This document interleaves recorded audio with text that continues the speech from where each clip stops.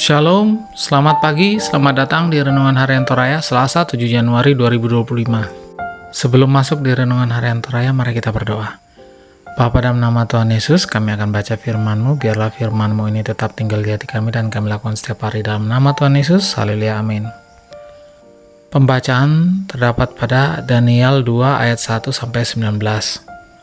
Daniel 2 ayat 1. Mimpi Nebukadnezar. Pada tahun yang kedua pemerintahan Nebukadnezar, bermimpilah Nebukadnezar. Karena itu hatinya gelisah dan ia tidak dapat tidur. Lalu raja menyuruh memanggil orang-orang berilmu, ahli jampi, ahli sihir, dan para kasdim untuk menerangkan kepadanya tentang mimpinya itu. Maka datanglah mereka dan berdiri di hadapan raja. Kata raja kepada mereka, "Aku bermimpi dan hatiku gelisah karena ingin mengetahui mimpi itu." Lalu berkatalah para kasdim itu kepada raja dalam bahasa Aram, "Ya raja, kekallah hidupmu. Ceritakanlah kepada hamba-hambamu mimpi itu. Maka kami akan memberitahukan maknanya."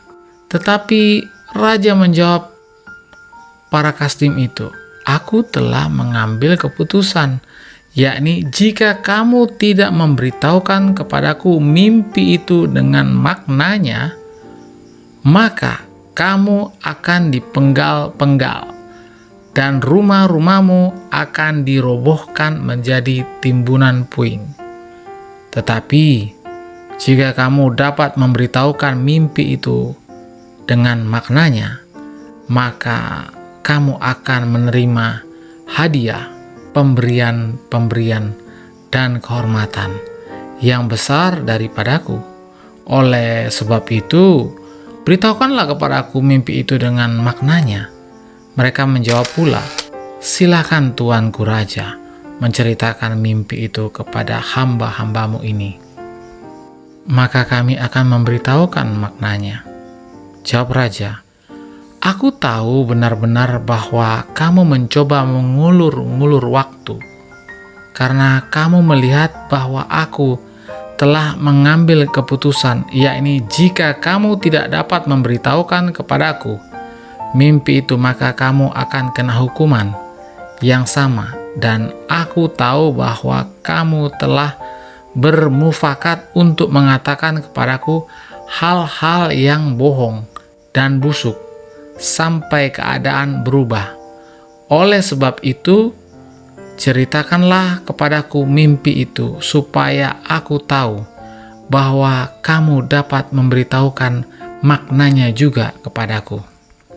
Para kasdim itu menjawab raja, "Tidak ada seorang pun di muka bumi yang dapat memberitahukan apa yang diminta tuanku raja, dan tidak pernah seorang raja, bagaimanapun agungnya dan besar kuasanya, telah meminta hal sedemikian dari seorang berilmu atau seorang ahli jampi atau seorang kasdim. Apa yang diminta tuanku raja adalah terlalu berat, dan tidak ada seorang pun yang dapat memberitahukannya kepada tuanku raja selain dari dewa-dewa yang tidak berdiam di antara manusia." Maka raja menjadi sangat geram dan murka karena hal itu, lalu dititahkannyalah untuk melenyapkan semua orang bijaksana di Babel. Ketika titah dikeluarkan supaya orang-orang bijaksana dibunuh, maka Daniel dan kawan-kawannya pun terancam akan dibunuh. Lalu berkatalah Daniel dengan cerdik dan bijaksana kepada Ariok, pemimpin pengawal raja yang telah pergi untuk membunuh orang-orang bijaksana di Babel itu. Katanya kepada Ariok, pembesar raja itu, "Mengapa titah yang begitu keras ini dikeluarkan oleh raja?" Lalu Ariok memberitahukan hal itu kepada Daniel. Maka Daniel menghadap raja dan meminta kepadanya supaya ia diberi waktu untuk memberitahukan makna itu kepada raja. Kemudian pulanglah Daniel dan memberitahukan hal itu kepada Hananya, Misael, dan Azaria, teman-temannya, dengan maksud supaya mereka memohon kasih sayang kepada Allah semesta langit mengenai rahasia itu, supaya Daniel dan teman-temannya jangan dilenyapkan bersama-sama orang-orang bijaksana yang lain di Babel. Maka rahasia itu disingkapkan kepada Daniel dalam suatu penglihatan malam. Lalu Daniel memuji Allah semesta langit. Amin, firman Tuhan. Tema hari ini adalah mengapa kau gelisah? Setiap orang pasti pernah merasa gelisah dengan peristiwa-peristiwa yang kurang menyenangkan dalam hidupnya. Kata gelisah memiliki arti tidak tentram, selalu merasa khawatir tentang suasana hati, tenang tentang tidur, tidak sabar lagi dan menanti, dan sebagainya. Cemas, perasaan ini dapat mengganggu suasana hati bahkan pikiran seseorang.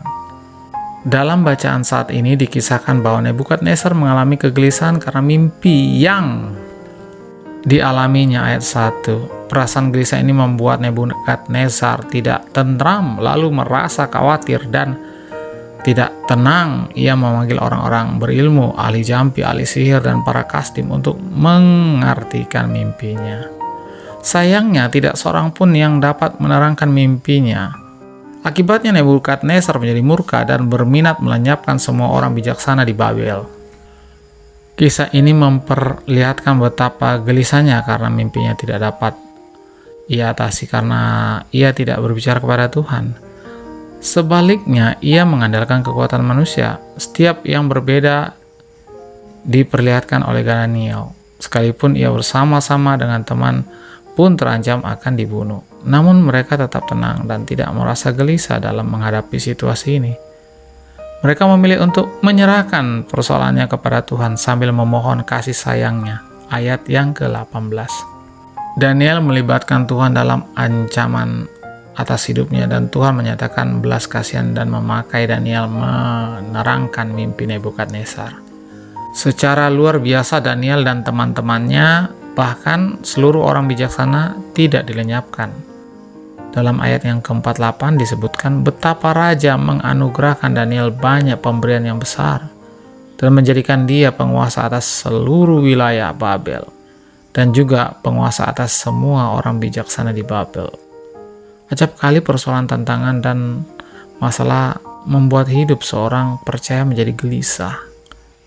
Namun firman Tuhan hari ini amat jelas. Kita harus memohon pertolongan Tuhan dalam kegelisahan kita. Dengan demikian kita akan beroleh ketenangan dan membuat hidup kita juga bisa bermakna bagi kehidupan banyak orang. Amin. Mari kita berdoa. Bapa, dalam nama Tuhan Yesus, terima kasih atas firman-Mu. Biarlah firman-Mu ini tetap tinggal di hati kami dan kami lakukan setiap hari. Dalam nama Tuhan Yesus, haleluya, amin. Selamat pagi, selamat beraktivitas. Tuhan Yesus memberkati, amin.